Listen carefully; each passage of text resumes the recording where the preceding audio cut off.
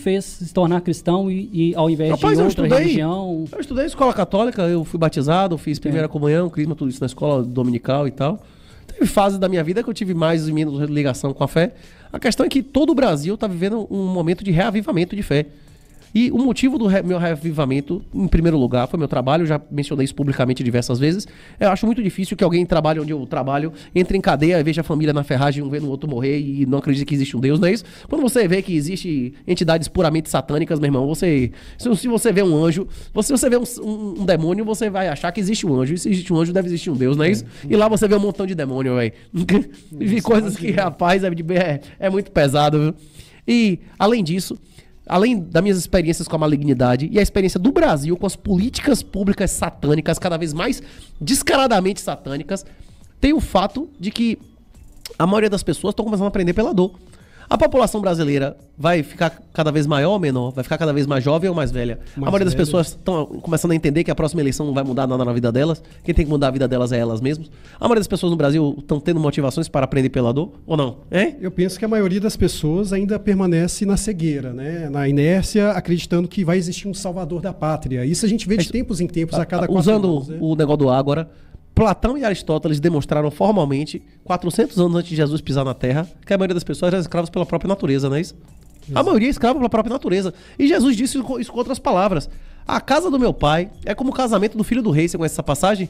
Conheço. Que muitos serão chamados, mas poucos ouviram. Poucos escolhidos. A maioria vai para o inferno. Jesus disse que a maioria vai para o inferno.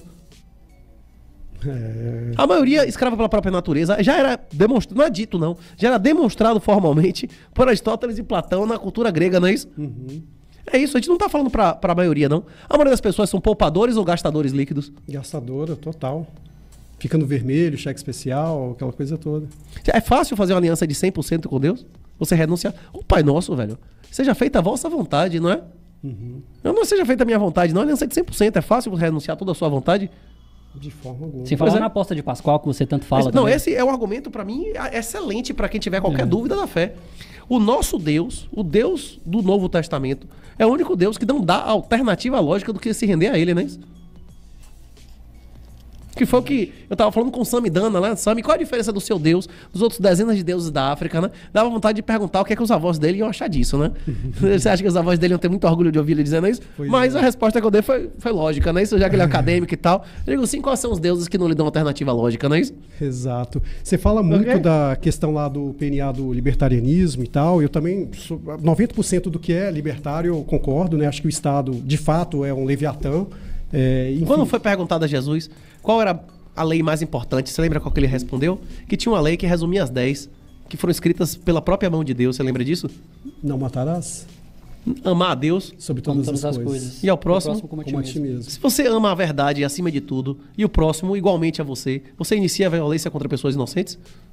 Não, você está amando o próximo como a ti mesmo. Hein? A regra absoluta e a regra de Deus, a regra de ouro de Jesus, que é você amar a verdade. Deus eu sou o caminho, a verdade e a vida, né? Deus é a verdade. E o diabo é o pai da mentira. Mas se você amar a verdade, você reconhecer os fatos como eles são, e você não ter egoísmo de querer que você seja melhor ou esteja em um local superior ao outro que é próximo a você, amar o próximo como a si mesmo, até amar inimigo, você vai iniciar a violência contra pessoas inocentes? Existe uma identificação enorme, não é isso? Entre o PNA e a regra de ouro de Jesus, não é isso? Legal. Tá, mas... não.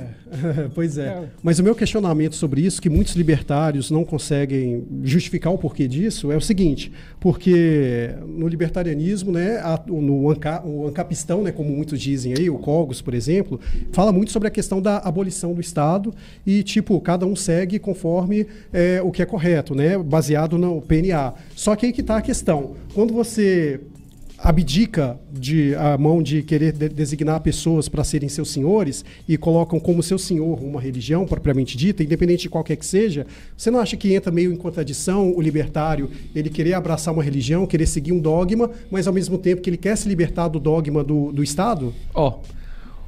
Isso é uma discussão consequencialista, não é isso? O que é que vai acontecer? A questão é a seguinte, o PNA, ele não é uma questão física, ele é uma questão lógica. Ele advém da teoria a teoria argumentativa de Ropa, não é isso? Sim. Hans Hermann Ropa, né? O cara ainda é vivo, tá na Turquia lá e tal, né? Tipo, esse cara demonstrou que existem critérios objetivos critérios objetivos de moral, não é isso? Existe certo e existe errado, não é isso? Se quiser, pode pesquisar. Inclusive o Moicano botou a galera pra ler o Democracia, o Deus que Falhou, né? Fez propaganda. A questão é que a argumentação libertária, ela não é pragmática. Não é... Jesus não falou que o direito do trabalho era satânico na parábola dos trabalhadores das vinhas, porque o direito do trabalho reduz riqueza, não. Jesus disse que o direito do trabalho era satânico porque o dinheiro é meu, eu não posso fazer ele o que eu quiser. Se você vê algo de mal aqui, mal são seus olhos. Porque a arrogância é fatal. Você querer julgar a casa do outro, você querer julgar o dinheiro do outro, você querer julgar a vida do outro. Não dê dinheiro a juiz perseguidor, a justiça de ditadura. Não quer financiar a ditadura, não quer ter suas mãos e sua alma suja de merda e sangue. Batismo Bitcoin 2.0. Aqui você vai aprender a comprar e sacar seus bitcoins de corretora. Você vai aprender a autocustódia. Só você, maldito do homem, confia no homem, não confia em ninguém. Você é o único homem que pode salvar a sua alma. A habilidade básica para salvar as suas finanças, o seu suor e o suor dos seus ancestrais é Bitcoin. Tem de graça na internet, mas aqui é com suporte. Batismo Bitcoin 2.0. Clique no link se você tiver dificuldade. Um abraço e minha honra. Faça o que você tem que fazer. Isso é arrogância fatal, não é isso? Isso é uma impulsão satânica, é você querer ser Deus. É você querer mudar a regra da natureza e do mercado. As pessoas têm direito de errar? Tem. Errando elas vão aprender? Sim. Qual é a regra do mercado e da natureza que eu falei aqui no início? A liberdade mediada pela eficiência, a seleção natural, não é isso? Você tem direito de pular pela janela? É a última coisa, provavelmente, que você vai fazer se o prédio for alto, não é isso? A gente tem como impedir as pessoas de cometerem erros? Os erros levam a aprendizado e a melhores decisões depois. Se não morrer, vai. Até morrendo, os outros, ele morreu, não vou fazer isso, né? Hein? Não, com Ou não? certeza. A gente tem autoridade de impedir pessoas a cometer erros? Não, só... A gente vai mediante criminalizar força o do cara Estado. pagar pra ser sodomizado sem camisinha?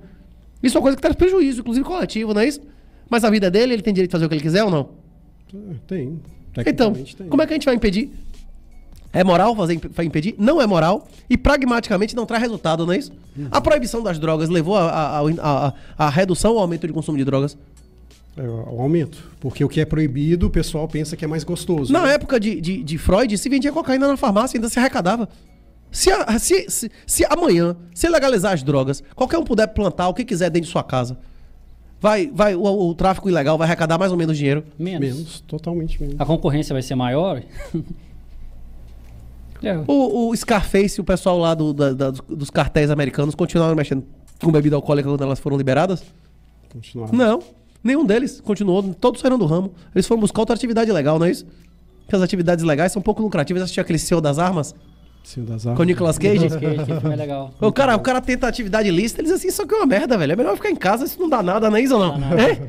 Fora o fato de que, se você mexe com atividade lícita, sua riqueza tá na ilicitude, né? Se pra trazer pela ilicitude, você arriscar várias penas, muda, é outra lógica completamente diferente, né? Não, totalmente, cara. Tá, agora eu quero entender uma coisa. O Estado é satânico, quem está movimentando a economia, comprando as A coisas... natureza humana é pecaminosa. Também. Tudo que é feito pelos humanos Também. Mas é você falou tocado pelo pecado, não é isso? Você O falou que Estado uma é das feito pelas pessoas, não é isso ou não? Exato. A nossa natureza é santa ou é animal? Nossa natureza? Isso, nossa natureza Animal, primária. Animal e tribal, não é isso? Tudo pra nós e nada pro outro, não é isso? Entendo. Seja feita a minha vontade a natureza animal, não é isso? Entendo. Mas você falou que uma das coisas para minimizar isso é comprar Bitcoin. E... Pra minimizar a natureza humana, pra você limitar a sua natureza humana, é Jesus. Agora, se você segue a Jesus e você não quer colaborar com coisas, você não quer ser colaborador ativo de financiar coisas Exato. que são antibíblicas e anticristãs, o Bitcoin é uma alternativa. Exato. Mas não tem como você fugir 100% do Estado, certo?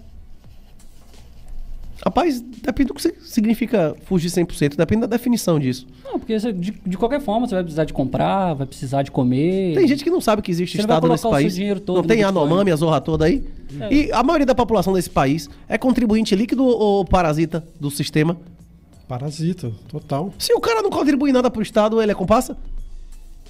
A maioria não é comparsa. A maioria das pessoas nessa cidade aqui paga IPTU. De onde eu venho, menos de 70%, menos de 30% da população paga IPTU. A maioria aqui paga IPTU ou não paga nada isento. Em contagem. Ou não tem nem registrado os imóveis. A maioria aqui paga IPTU. A maioria das pessoas dessa cidade aqui faz declaração de imposto de renda e paga imposto.